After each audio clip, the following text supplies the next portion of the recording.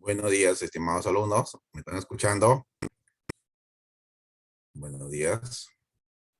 Buenos días, doctor. Sí se lo escucha. Muy bien, vamos a mejorar el audio. Ahora sí, mejor, ahora sí. Muy bien.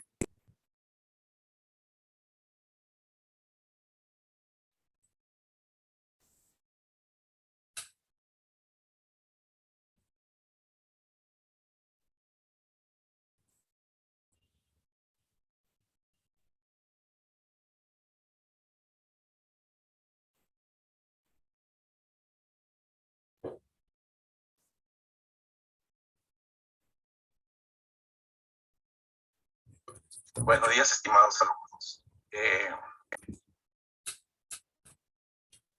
Sí, bueno, ahora sí. Muy bien.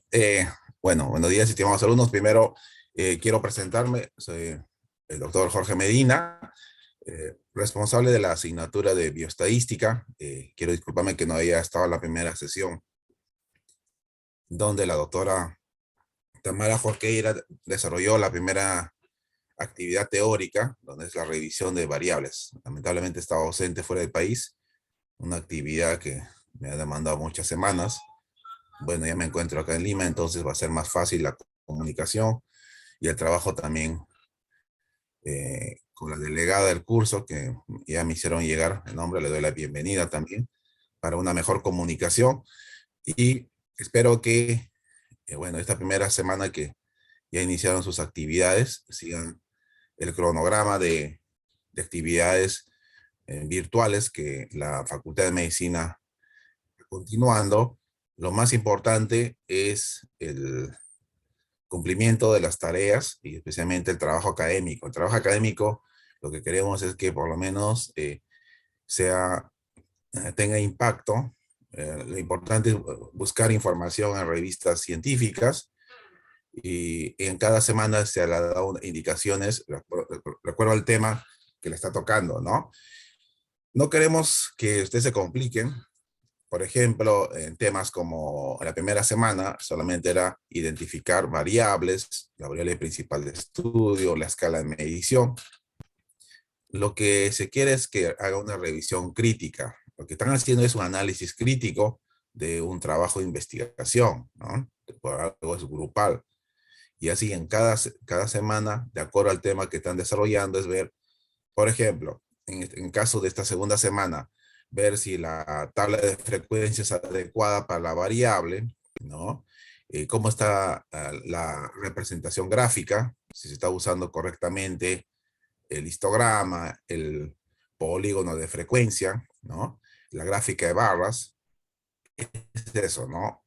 Muchas veces se cree que las revistas científicas son muy exigentes en la parte de estadística y a veces no es así.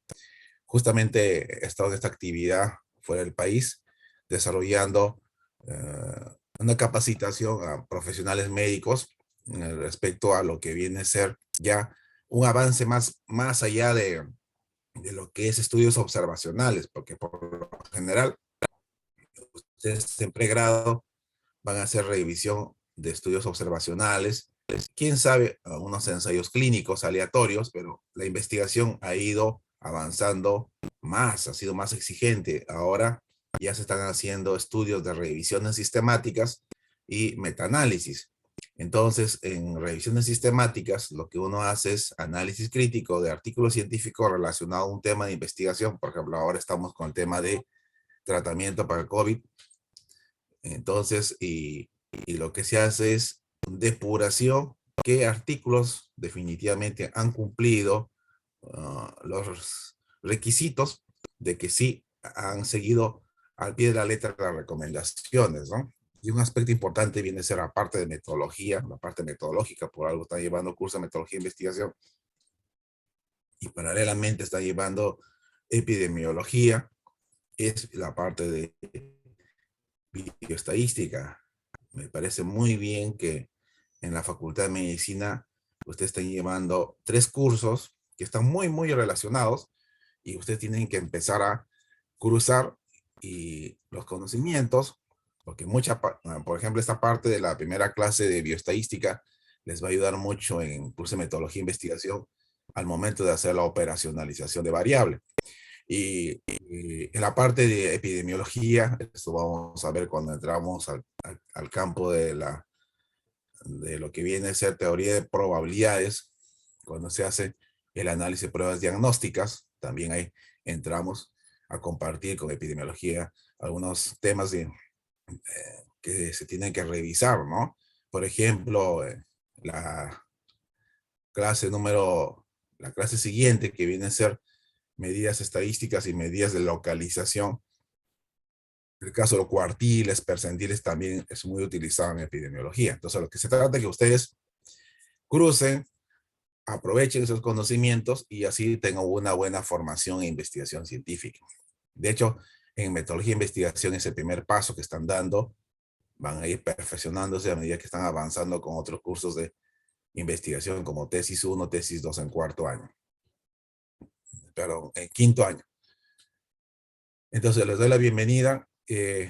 Solo espero siempre una comunicación fluida con la delegada. Cualquier cosa comuniquen a la delegada y así vamos a estar avanzando. Como seguro les ha dicho la doctora Tamara, tengo el gusto de trabajar con la doctora Tamara ya un buen tiempo. Ella ha sido egresada también de la Facultad de Medicina, ha sido mi alumna.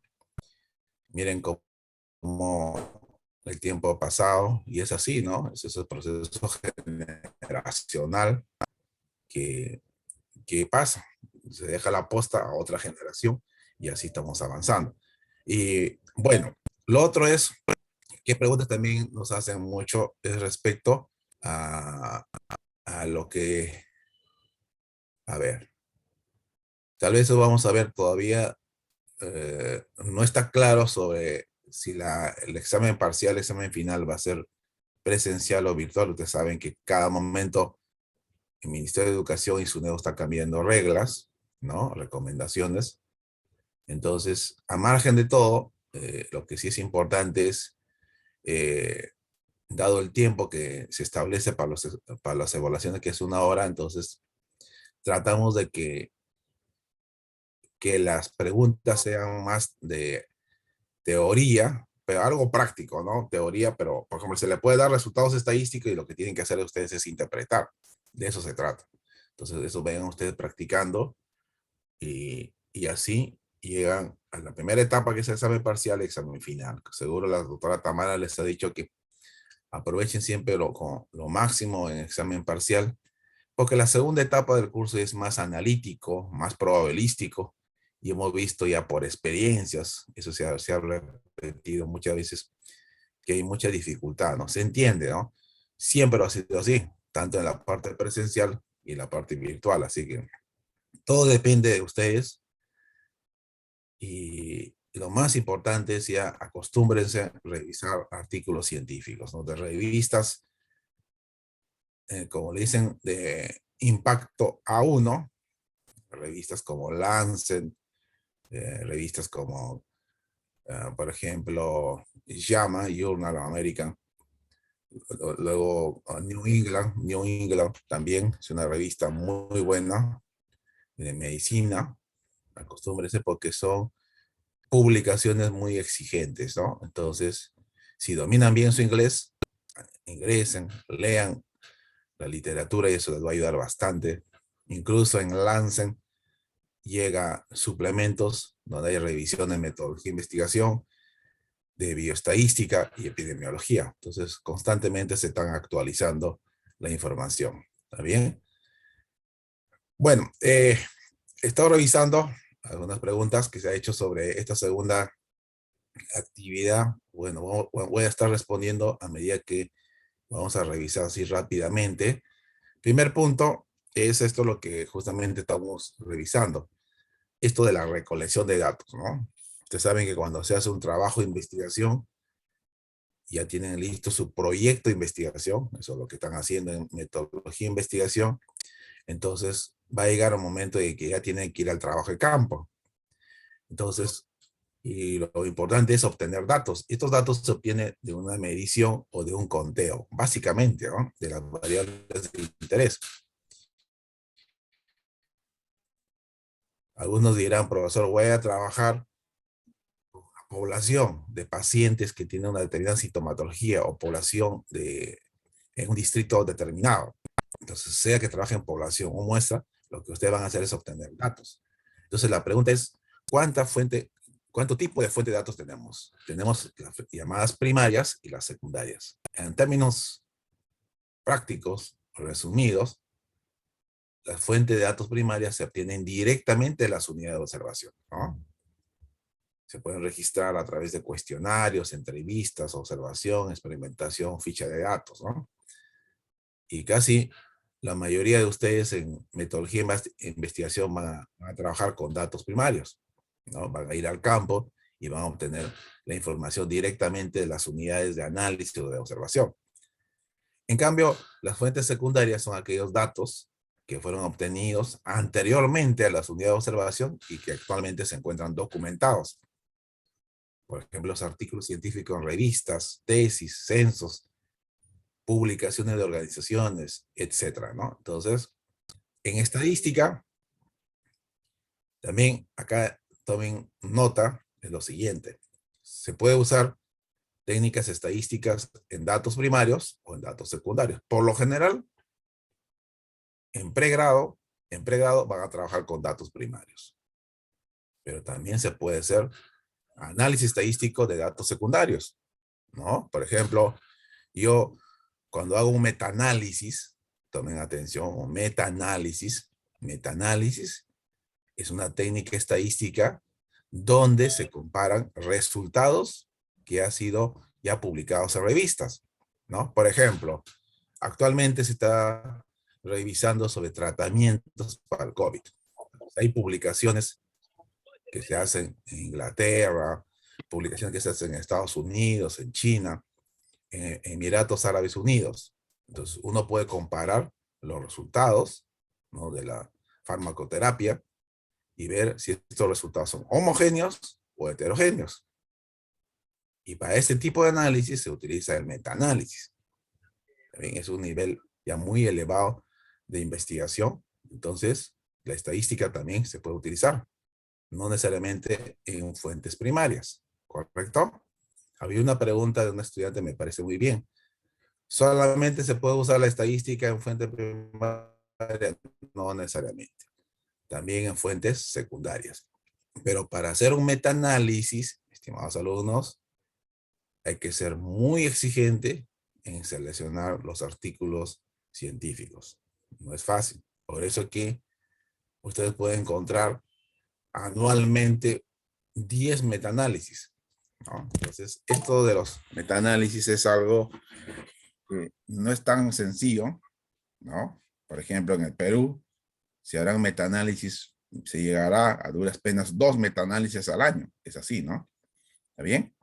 Entonces, no se olviden, lo más importante, las fuentes de datos primarias se obtienen directamente de las unidades de observación. ¿Está bien? Bueno, acá viene la pregunta.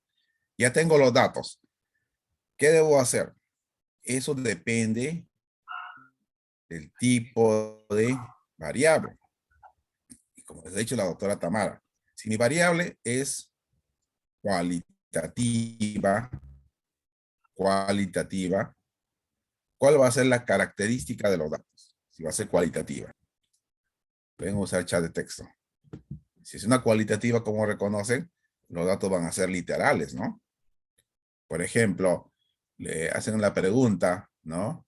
En los últimos 30 días ha presentado síntomas como fiebre, tos.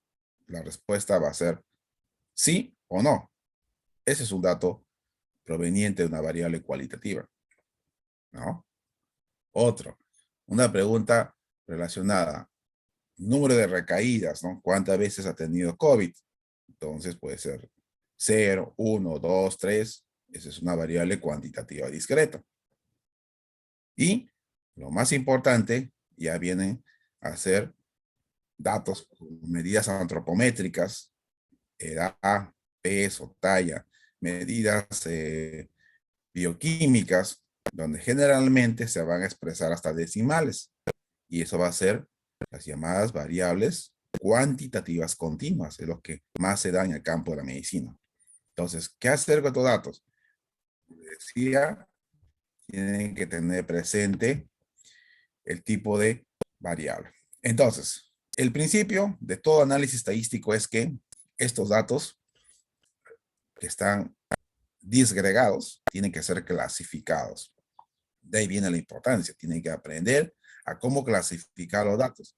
Y cuando hablamos de clasificación, nos estamos refiriendo a algo importante que viene a ser las tablas de frecuencia.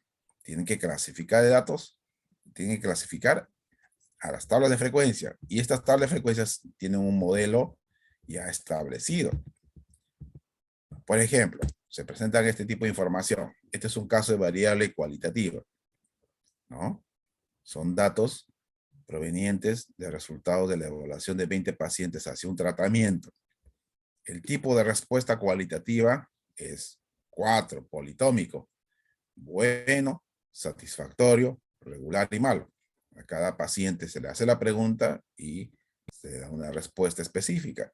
Si esto he consultado en una muestra de 20 pacientes, voy a tener 20 datos, ¿no? Entonces, ¿cuál es la característica entonces de la tabla de frecuencia? Es el conteo. Contabilizar cuántas veces se repite cada categoría de respuesta. ¿Está bien? Eso es lo que van a hacer normalmente cuando van a estar en los hospitales, ¿no? En medicina uno les va a decir el jefe de área o del curso o del servicio, haga una consulta sobre calidad de vida, ¿no?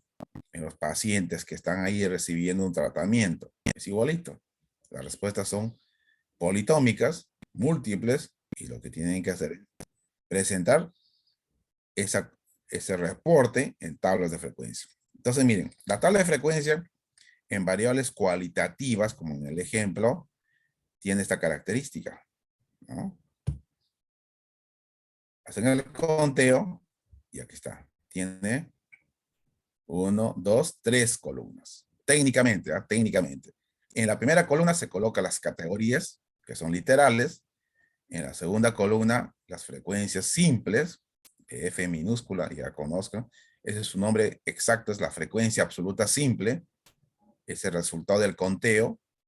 Y el HI minúscula se le conoce como frecuencia relativa simple.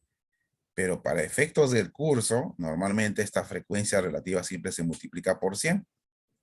Esta frecuencia relativa simple popularmente se conoce como porcentaje. Es eso.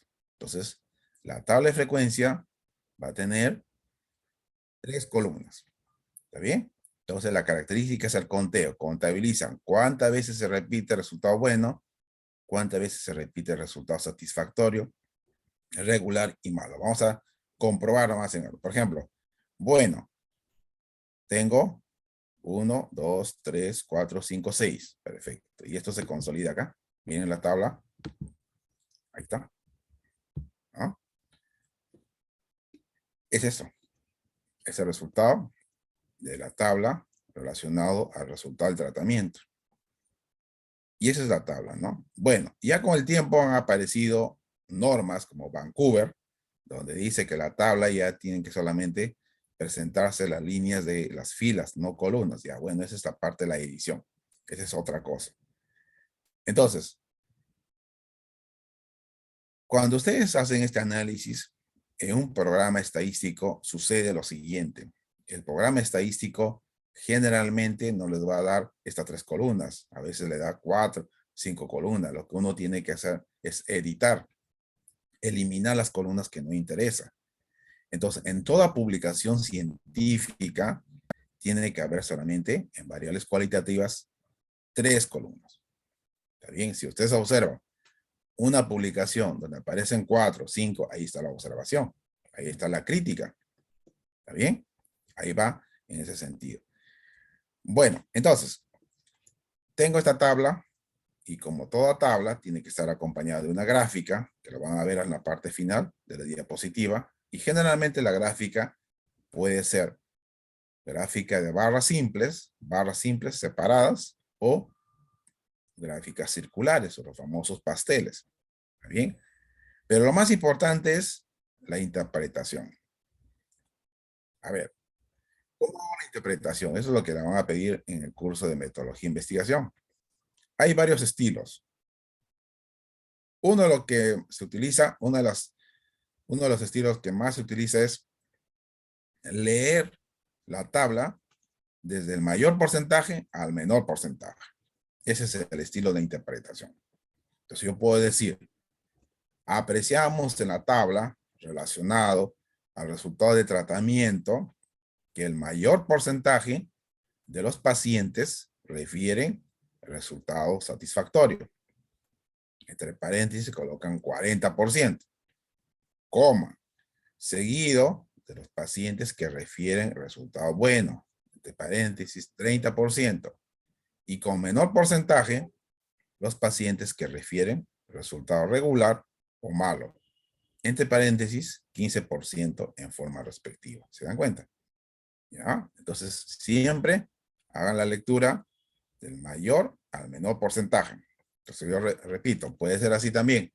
Observamos en la tabla relacionado a resultados de tratamiento que refieren los pacientes, coma, el mayor porcentaje de los pacientes refieren resultados satisfactorios, entre paréntesis 40%, coma, seguido de aquellos pacientes que refieren resultado bueno, entre paréntesis 30%, y con menor porcentaje los que refieren resultado regular o malo, entre paréntesis 15% respectivamente.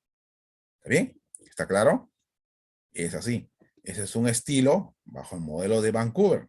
Recuerden que hay varios estilos en investigación. Vancouver, estilo APA, Chicago y el modelo ISO. Nosotros trabajamos con Vancouver. ¿Correcto? Nada más, esa es la interpretación. La interpretación no implica discusión. Ya, esa es otra cosa. ¿Por qué salió satisfactorio y por qué salió bajo el resultado, por ejemplo, malo? Esa es otra cosa. La discusión es comparar resultados que ustedes están obteniendo con otra literatura. ¿Está bien? Entonces la interpretación solamente es lo que ustedes están observando en la tabla. Punto. La discusión es comparar. ¿Está bien? Ahora, en variables cuantitativas discretas, que ya se han mencionado que se expresan en números enteros, ¿cuál es la característica? Que las categorías de respuesta ya no son literales, sino son números enteros. Igualito. Lo que hacen ustedes es contabilizar. Ahora, ¿qué va a pasar en variables cuantitativas discretas? Lo que sucede es lo siguiente. Por ser números enteros, ya el modelo de tabla va a cambiar. Está así, miren. Ya tiene 5 columnas. Miren. La primera columna está la variable con sus categorías números enteros. La segunda columna es la frecuencia absoluta simple que ya conocen. Luego aparece nuevo, la frecuencia absoluta acumulada, F mayúscula. Luego está la frecuencia relativa simple que ya conocen. Y luego el H mayúscula, frecuencia relativa acumulada. Entonces se está ampliando el número de columnas. Ahora, ustedes dirán, ¿para qué me va a servir las frecuencias acumuladas? Tiene mucha utilidad porque ustedes van a llevar distribución binomial. Y la distribución binomial se trabaja con variables discretas, pero con dirección mayor o menor. Entonces ahí es muy útil las frecuencias acumuladas. ¿Está bien? Entonces veamos el ejemplo. Aquí está, miren. Se ha contabilizado de las 15 mujeres, lo que refiere al número de hijos, ¿no? 4 refieren que no tienen hijos, 3 refieren un hijo, otras 3 refieren 2 hijos, 2 refieren 3 hijos, 2 refieren 4 hijos y una más de 4. Esto ya lo conoce. El F minúscula, frecuencia absoluta simple, sale del conteo. El H, porcentaje, también ya lo conocen, ¿no? Es el porcentaje simple. 4 sobre 15 por 100, 26.7. 3 sobre 15 por 100, 20%. ¿Se dan cuenta? 100%. Ahora la pregunta es, F mayúscula y H mayúscula, ¿cómo sale? Sale de la sumatoria de las frecuencias. Por ejemplo, acá, la primera frecuencia absoluta simple es 4. O sea, hasta 0 hijos ya tengo 4 acumulados, 4 datos acumulados. Entonces esto se repite acá, 4. Y luego empiezo a sumar. 4 más 3, 7. Más 3, 10. Más 2, 12, ¿no? ¿Se dan cuenta? Hasta la última frecuencia que completa 15. Es la sumatoria de frecuencias absolutas simples. Lo mismo va a pasar en la frecuencia relativa simple. Frecuencia relativa acumulada, sumatoria de frecuencia relativa simple. A 0 hijos ya tengo acumulado el 26.7% de datos. Se repite, 26.7. Más 20, 46.7. Más 20, 66.7. Y así, hasta la última frecuencia relativa simple que suman 100%. Ahí está. ¿Se dan cuenta? ¿No? Y así yo puedo calcular medidas estadísticas, ¿no? Por ejemplo, a ver, y les hago una pregunta. A ver si alguien me puede responder. Si a usted le dicen, ¿cuánto va a ser la mediana de número de hijos? A ver, alguien me puede dar una respuesta. ¿Se puede calcular la mediana así con esta tabla?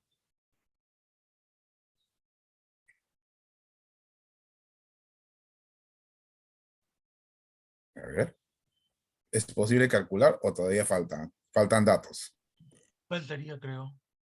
¿Faltarían datos? Sí, creo. A ver, ¿alguien más? Creo que sí se puede, profesor, pero Creo que sí Sí, se es puede. posible, doctor. sí es posible. A ver, ¿quién está avanzando ya la revisión? La mediana, ¿qué dice? La mediana divide al conjunto de datos en dos partes iguales. Entonces, si estoy hablando de 100%, la mediana va a estar en la posición 50%. ¿Correcto? ¿Está claro? Bien. Sí, Entonces, profe. ¿dónde está el 50% acumulado? ¿En qué respuesta? ¿En qué número? En Miren. la 2. Ajá, 2. Pero yo puedo decir que la mediana del número de hijos es 2. Y es altamente probable que también acá esté ubicado la media. Y es así. ¿Se dan cuenta? Por eso es importante la frecuencia relativa acumulada. Y esto van a usar ustedes en epidemiología. Cuando el profesor le dice construyan, por ejemplo, vigilancia epidemiológica, los famosos cuartiles, trabajan con las frecuencias relativas acumuladas. ¿Se dan cuenta? Y es así, se puede calcular ya. ¿Ya? Entonces no se olviden, la F minúscula, frecuencia absoluta simple, la F mayúscula, frecuencia absoluta acumulada, las H minúscula, frecuencia relativa simple, y H mayúscula, frecuencia relativa acumulada. Perfecto. Hasta ahí está claro. ¿Se dan cuenta? Operación es conteo, porcentaje, full aritmética. ¿Dónde empieza el gran problema? Y que ustedes van a ver también en las siguientes semanas. Acá. Cuantitativas continuas. ¿Por qué? Porque ya el rango de datos es muy grande. Y yo ya no puedo hacer una tabla donde voy a clasificar datos individuales o categorías individuales. Es imposible. Entonces, ojo, lo que se está dando es para construir tabla de frecuencia de variables continuas a partir de 30 datos a más. Ya no lo hagan si le dan 20 datos, sino 30 a más. ¿Está bien? Entonces, de hecho, se ha hecho mucha investigación documental. En medicina es donde se utiliza mayor número de variables cuantitativas continuas. Ustedes revisen. Medidas antropométricas, medidas bioquímicas, medidas hematológicas, ¿no? Medidas relacionadas ya, por ejemplo, a lo que es la parte de seguimiento de indicadores en oncología. Son variables cuantitativas continuas. Entonces, acá lo que se hace es agrupar los datos en intervalos. Entonces, para esto sí, es necesario seguir una serie de reglas. Entonces, a lo que ya se ha mencionado, tablas de variables cuantitativas discretas, se agrega 3 columnas más. Hay que indicar número de clases, famosa marca de clase, el famoso XY y los límites reales, ¿no? Aunque ya los límites reales se está dejando de lado porque con el avance de la informática ya es más fácil obtener los gráficos. Pero bueno, de todas maneras hay que seguir, hay que tener un conocimiento. Aquí está. Miren, lo que ustedes van a tener es, en la práctica, en la parte de seminario, ustedes van a tener datos. Y estos datos se pueden expresar como enteros o decimales. ¿Está bien?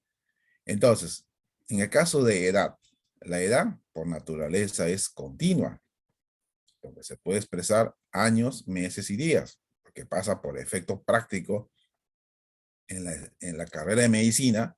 Generalmente trabajamos con edad expresado en años, por eso es una variable discreta, pero por naturaleza es continua. Entonces miren ustedes en este caso, ¿no? Datos de pacientes con cáncer pulmonar. Si ustedes revisan solamente el rango, cuál es el valor mínimo y el valor máximo, van a encontrar el valor mínimo es 30 años y el máximo 71. Es muy grande el rango. Entonces ustedes no pueden hacer una tabla en forma individual, ¿no? Por ejemplo, coloquen categorías 30, 31, 32, hasta 71. Sería tedioso y no tiene sentido. Entonces, cuando ustedes tienen ya una amplitud grande, que es la característica de las variables continuas, hay que agrupar.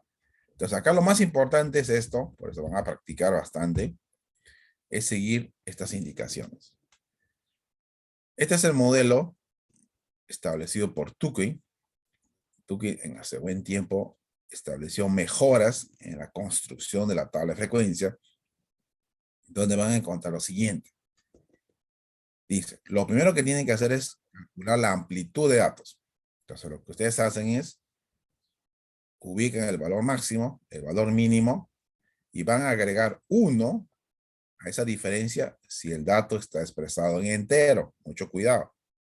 Pero si los datos están expresados en decimales, agregan 0.1, 0.01 respectivamente. Pero en nuestro ejemplo están en enteros. Entonces, acá lo que hacemos es restar 71 años menos 30 años, que son los extremos, y a esto le agregan 1.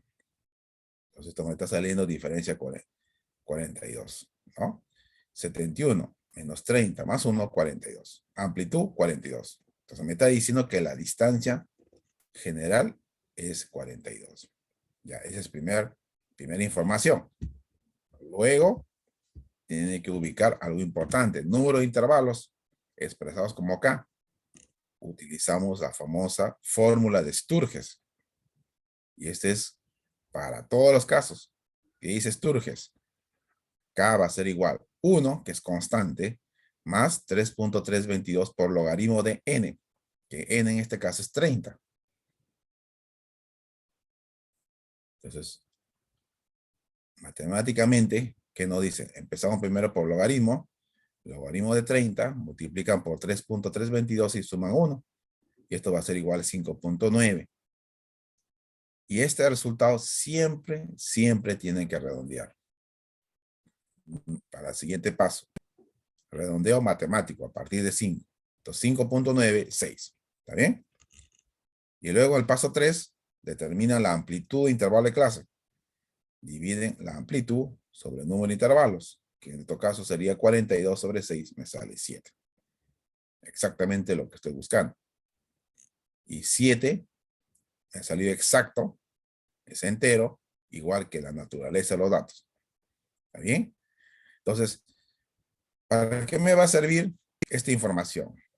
El valor de K y el valor de C me va a servir para construir los intervalos. Miren.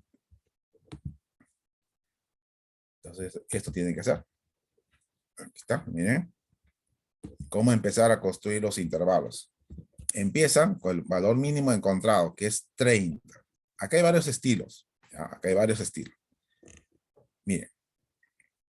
Yo les recomiendo que lo hagan en forma vertical.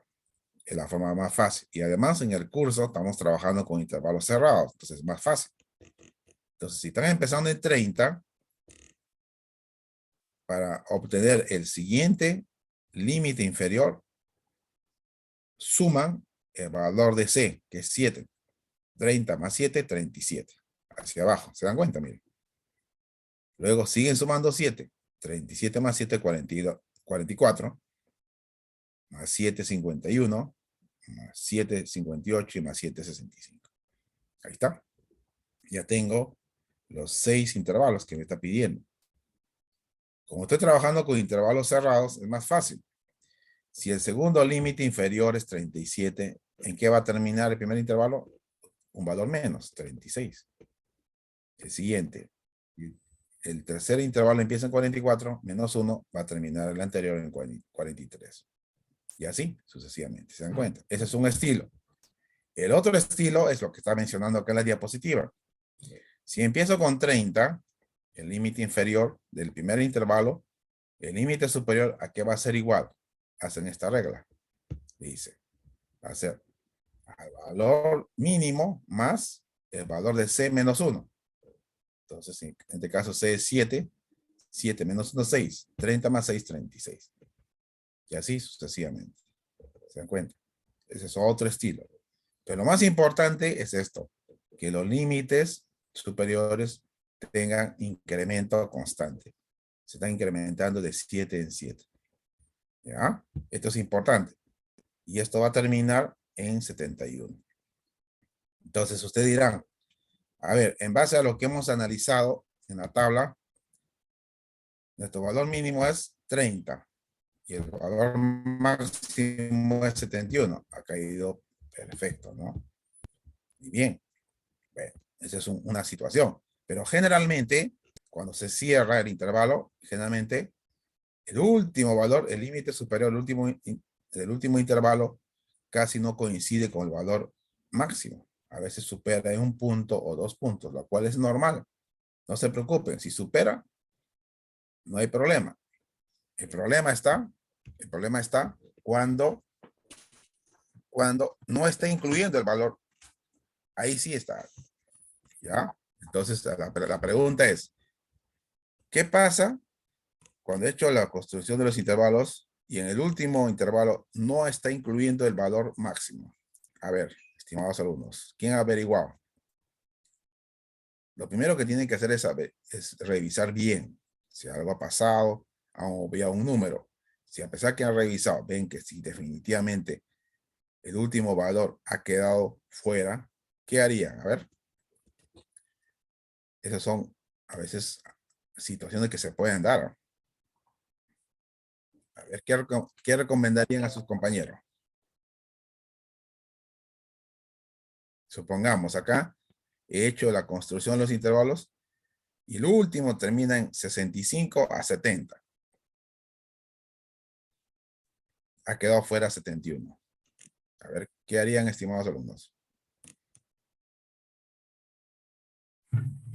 Profe, ¿no sería por un error en la determinación de la clase o de la amplitud? Ya, puede ser. Ya, a pesar de eso, revisan bien. A veces me dicen, no, pero a veces sucede, ¿eh? Eso pasa con los residentes, ¿no? Porque yo estoy enseñando en el residentado médico. Pero hemos revisado, revisado, está muy bien. Y a pesar de haber revisado, no está incluido el valor máximo. Se puede dar, ¿eh? ¿Qué harían?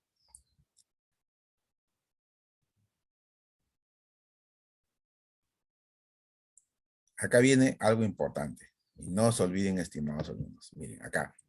Cuando ustedes van a calcular número de intervalos, le dice que es 5.9. Redondeando, hemos dicho que es 6. Entonces, por regla matemática, según dice Sturges, ojo, que puede decir, ojo. Cuando construyes el intervalo se puede dar esta situación. El número de intervalos puede ser el anterior, pues es 5. Si acá es redondeado a 6, el anterior puede terminar en 5. Puede ser 6, que lo que es redondeado, y el siguiente 7. Nosotros estamos haciendo una aproximación. Entonces no hay problema. Entonces usted, a veces sucede, hago la tabla, me dice, profesor, no es necesario 6, con 5 está completado. Está muy bien.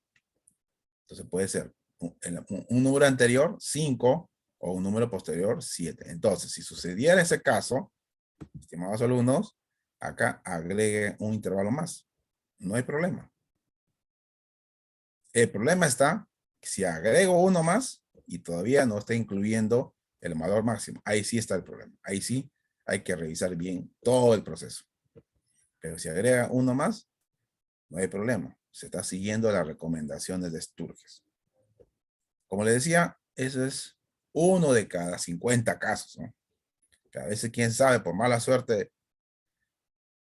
se le presenta a ustedes, entonces tengan presente esa recomendación. ¿Está claro? ¿Está claro? Sí, doctor. Sí, doctor.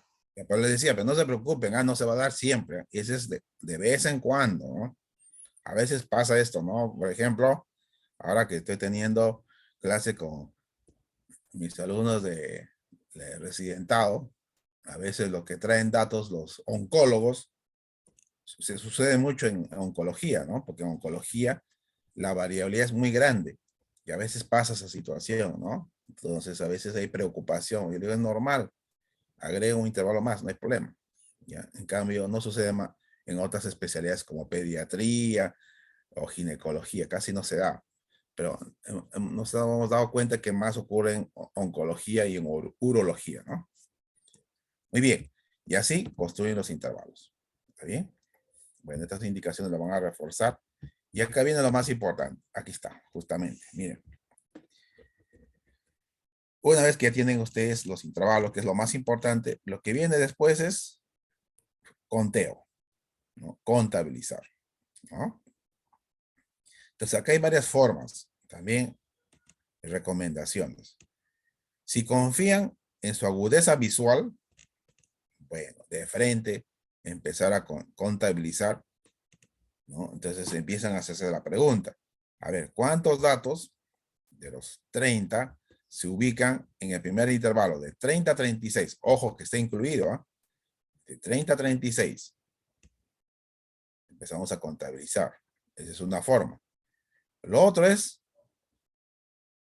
jugar con palitos. Yo creo que es lo mejor, ¿no? Con palitos. Vamos a ver si cómo funciona. Es así, ¿no? Por ejemplo, ustedes dicen, a ver, primer paciente tiene 30 años. ¿Dónde está ubicado? Acá. Ya, un palito. Bueno, porque no hay palitos en... Pero vamos a usar una... Que sea ya... que sea el I. Ya, mayúscula. Vamos a ver. Ya, listo. Listo. Siguiente. El paciente 2, 43 años. Está acá. En el segundo intervalo. Listo. Palito. Siguiente paciente. El paciente 3, 58. ¿Dónde está? Está acá. En el quinto. Palito. ¿Se dan cuenta? Siguiente paciente, el paciente 4, 61. También está acá. Así. Siguiente paciente, paciente 5, 70. Está acá. ¿Se dan cuenta?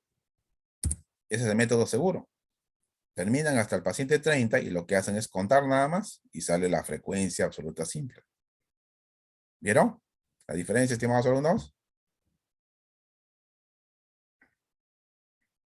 Este es el método más adecuado, más fiable, para no estar repitiendo a cada momento la tabla. ¿Está bien? Entonces, el resultado de este conteo va a dar a la frecuencia absoluta simple. Y el resto es lo que ya usted conoce. Entonces, miren, aquí está. Aquí está, miren. Luego de los palitos, las frecuencias absolutas simples. Primer intervalo 1, en el segundo intervalo 7, 3, 3, 8, 8, suman 30. Y luego vienen ya las frecuencias acumuladas, que ya conocen ustedes. Toda esta parte ya lo manejan. Acá viene la pregunta. ¿Y cómo voy a calcular XY? El XY viene a ser la semisuma de los valores del intervalo, de los límites de intervalo. Es un promedio. ¿Está bien? Entonces, miren, en este caso es así. 30 más 36, 66. Entre 2, 33. Mi suma. Acá, 37 más 43, 80. Entre 2, 40. ¿Se dan cuenta? Es la semisuma. Miren, lo más importante es esto, que a través del XY tienen que verificar que el incremento sea constante. ¿De cuánto en cuánto se está incrementando? De 7 en 7. Es eso. Entonces, ahí están verificando que la tabla está bien hecha, porque está en función al valor de C. Listo, ese es XY. Ustedes en la siguiente clase van a ver la utilidad del XY, de los CFI, en cuanto al cálculo matemático de la media, mediana y moda. Luego vienen los límites reales. Miren, acá hay una regla que está en función a la naturaleza de los datos. Si los datos son enteros, como acá, enteros, dice la regla, a los límites inferiores le restan 0.5 y a los límites superiores le suman 0.5. Entonces acá, a 30, restando 0.5, 29.5. Y a 36 sumando 0.5, 36.5. Y así, sucesivamente. Acá, a 37 le resto 0.5, 36.5. Y a 43 le sumo 0.5, 43.5. Ahí está. Y así sucesivamente. Ahora sí, estimados alumnos. A ver, pregunta. Doctor, disculpe una pregunta. ¿Por qué se le restaba 0.5? Por favor, no entendí Porque bien eso. por la unidad de medida. En enteros, la unidad de medida es 1. Sí, y la mitad 0.5. La mitad. ¿Ya? Si trabajarías con dato, con un decimal, Sería 0.05. claro, y así sucesivamente. Entiendo. ¿Ya? Gracias. Ya, ahora, mire, ojo, pero acá tomen atención. Estos son límites aparentes y estos son límites reales. La pregunta es, ¿dónde se confirma la continuidad de los datos? ¿En los límites aparentes o límites reales? ¿Dónde está la continuidad? Por algo hemos dicho, caso de variables cuantitativas continuas. ¿Dónde es continua? En los reales, doctor. Reales. Entonces ya más o menos tiene que darle una idea que si voy a levantar figuras rectangulares, barras, con los límites reales, porque se hace con los límites reales, las barras no van a estar separadas, van a estar juntas. Y eso da origen a los histogramas. Entonces los límites reales es el sustento de la representación gráfica. ¿Está bien? Entonces, acá justamente había una pregunta también de nuestros compañeros. Revisen bien esta parte en la presentación, ¿no? Entonces, justamente acá, en la presentación. Miren, acá esto sí es importante porque les va a ayudar para la presentación de los datos. En variables cualitativas, entonces, tienen ustedes, sea la respuesta con dos categorías, sí o no, gráfica de barras, simples, separadas, siempre separadas. Pueden ser también politómicas, barras simples. Pueden ser bidimensional o tridimensional. Tengo también variables cualitativas, sectores circulares, ¿no? Los famosos pi, sobre 360 grados. ¿Se dan cuenta? Miren. Cáncer uterino según provincia de residencia. El porcentaje. Es eso. Entonces, variables cualitativas tienen barras simples y circulares. En cuantitativas, discretas, por lo general, barras simples. Ahora, incluso en Europa dicen, pero tienen que ser barras simples muy, muy, muy delgadas. Eso ya es un detalle que muchas veces va a ser bien difícil, ¿no? Porque tendrían que mejorar la presentación de los programas estadísticos. Pero más importantes, barras separadas. Continuas. Esto es lo que les decía. Miren, miren, miren la esencia. Porque los límites reales se demuestra la continuidad. Cuando ustedes levantan las figuras, van a estar juntas. Y esto es importante. ¿Por qué es importante el histograma? Porque le va a dar información sobre la naturaleza de los datos. Y ahí está, miren. Es otro ejemplo. Está más claro acá. A ver. ¿Quién ha averiguado información? Ahora sí. Esto del histograma es importantísimo. ¿Eh? Importantísimo en su campo profesional de medicina. El histograma le va a dar información sobre la naturaleza de los datos. Con el histograma ustedes pueden sacar información si los datos son homogéneos o heterogéneos.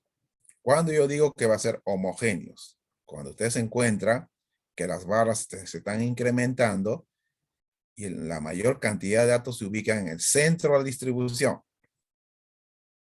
Por ejemplo, en este caso no es así. La mayor cantidad de datos está en los extremos. Entonces, me está diciendo que los datos son heterogéneos. Si estarían en el centro, serían homogéneos. ¿Está bien? Entonces, para eso, ¿qué se adiciona? Aparte del histograma, se unen los puntos medios superiores y se hace el polígono. Aquí está, miren, se da cuenta. Acá pareciera que sobresale 2 puntos, ¿no? Una bimodal. Entonces no tiene nada que ver acá la homogeneidad. Esta es una distribución heterogénea. ¿Cuándo va a ser homogénea? Cuando usted se encuentra que la mayor cantidad de datos está acá en el centro y luego en la caída.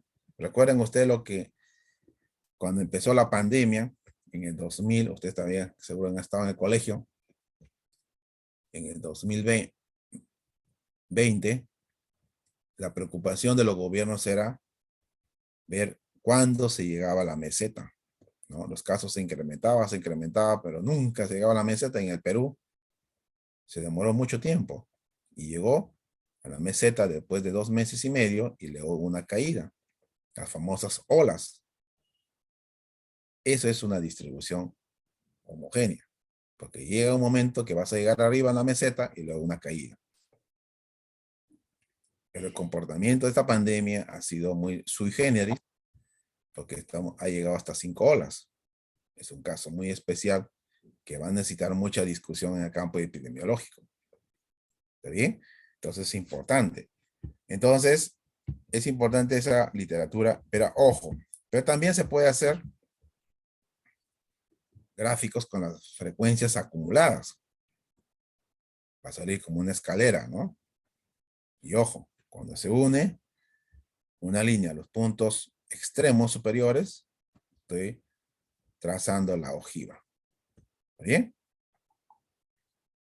Que en realidad en estadística no tiene tanta utilidad, pero sí lo tiene en epidemiología. En epidemiología van a explicar por qué es importante la ojiva. Acuérdense que ahí se puede ubicar la mediana, los cuartiles o los percentiles. ¿Está bien? Bueno, este es un resumen de toda la parte de la clasificación de datos y presentación. Ahora miren.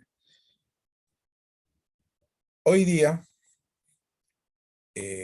está habiendo cambios en la presentación de los datos. Especialmente algunos critican esto, ¿no? Lo que hacemos esto, los famosos histogramas.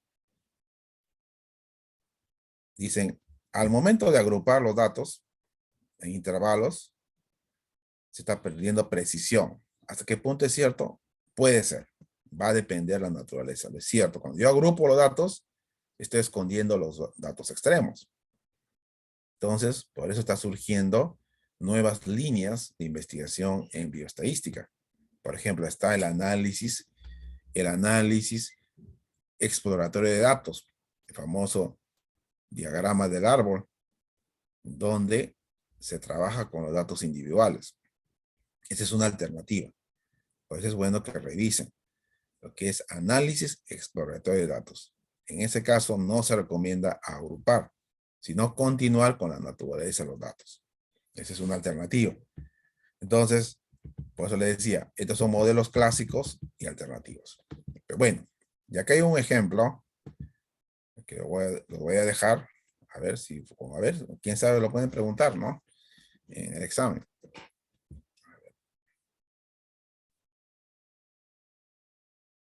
Dice, completar la tabla sobre gastos médicos en un grupo de pacientes.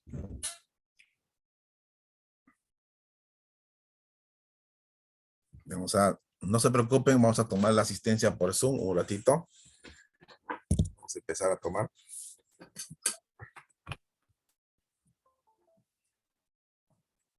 Entonces vayan revisando.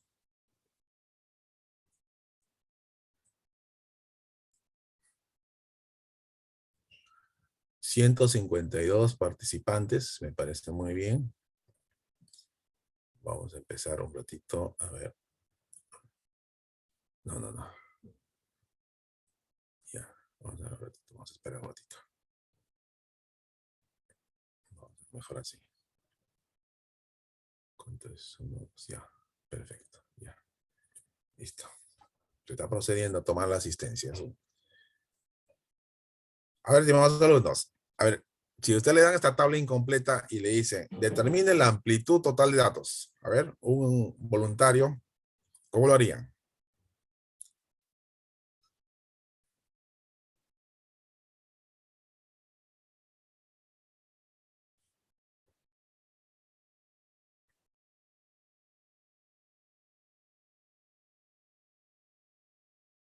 Restando el valor máximo y el valor mínimo y sumándole un Entonces sería entero. acá 449 menos 150 y le agregan 1, ¿correcto?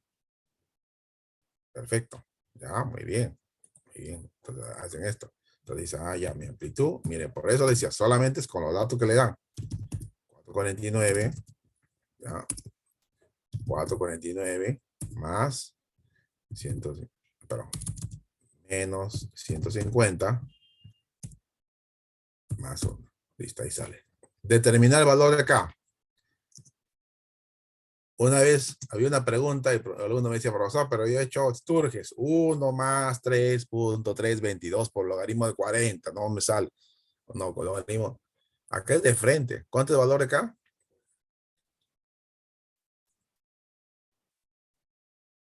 ¿Qué colocan? ¿Cuántos intervalos tenemos? 7. 7 o 6. 6, perdón. 6. 6 de frente, ya olvídense de Sturges. ¿Ah? Sturges cuando son datos individuales. ¿Ya? No se mecanicen. ¿Ya? Listo, dice acá. Indicar marca clase del intervalo 3. ¿Cómo va a salir esto? Promedio. Promedio. Suman 250 más 299 entre 2. Ya sale. ¿Está bien? 199.75. 199, no. Puede ser 274.5. Claro, es eso. Muy bien. F mayúscula 2.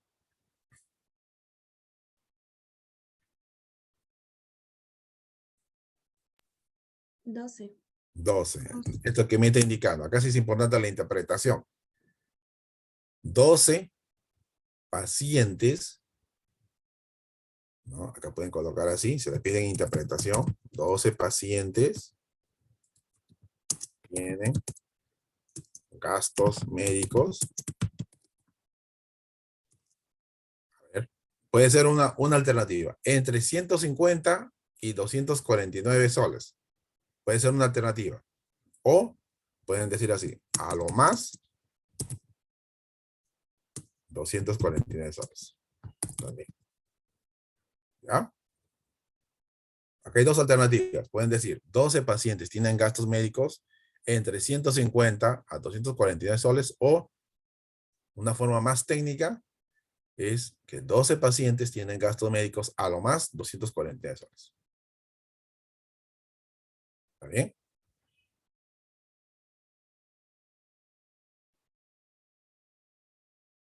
Muy bien. Siguiente pregunta, dice. ¿Cuántos pacientes tienen gastos médicos a lo más 349 soles?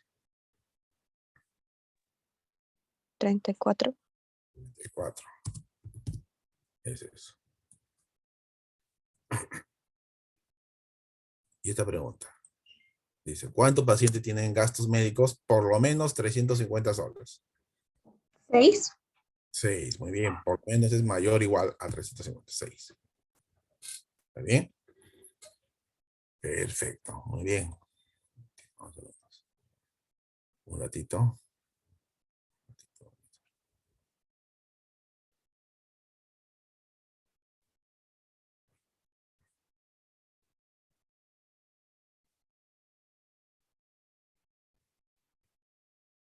Doctor, ¿está ahí? Sí, sí. Una pregunta.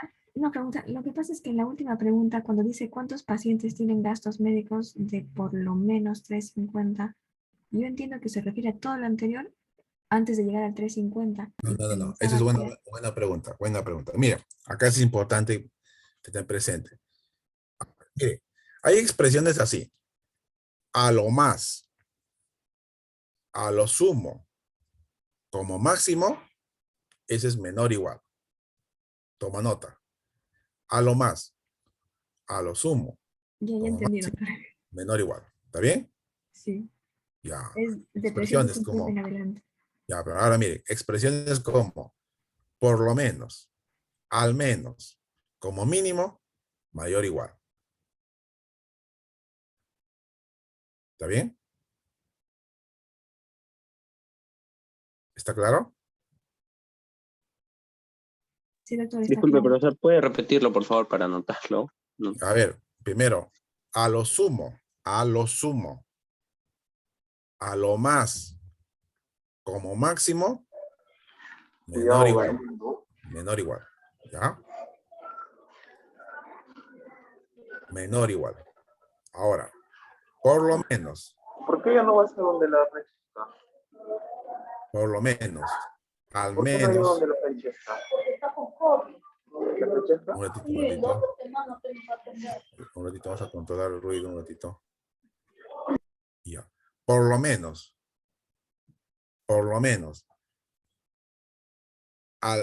al menos, como mínimo, eso es mayor o igual. Claro, un ratito. ¿Está bien? ¿Está claro?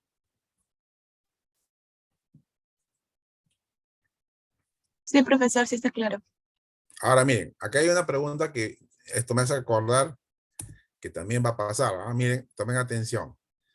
Un ratito, miren, vamos a aprovechar porque quién sabe ya, vamos a regresar. Esto se da más en este caso, miren. A ver, yo lo voy a dar para que piensen. A ver si se le pueden hacer. Un ratito, vamos a ver. Y con esto estamos terminando. Para que más o menos piensen acá. Esto se puede dar así. En este caso, variables cuantitativas con acá. En esta tabla. ¿Están visualizando la tabla? Sí, doctor. Sí, profe. Ya, a ver, miren. Miren, si a usted le dicen, vamos a ver la tabla, ¿dónde está la tabla? Ahí está. ¿Cuántas? Estos son pacientes, ¿no? A ver, ratito. Estos son datos de pacientes.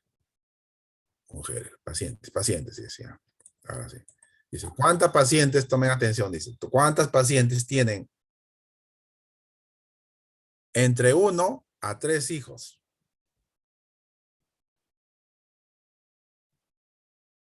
Entre 1 a 3 hijos. ¿Cuál sería la respuesta? 12, doctor. 8. 8. Ahí viene la gran pregunta. ¿Qué incluyo? Ah, entre 5, sin el 0, ¿no? Claro. 8. 8, no.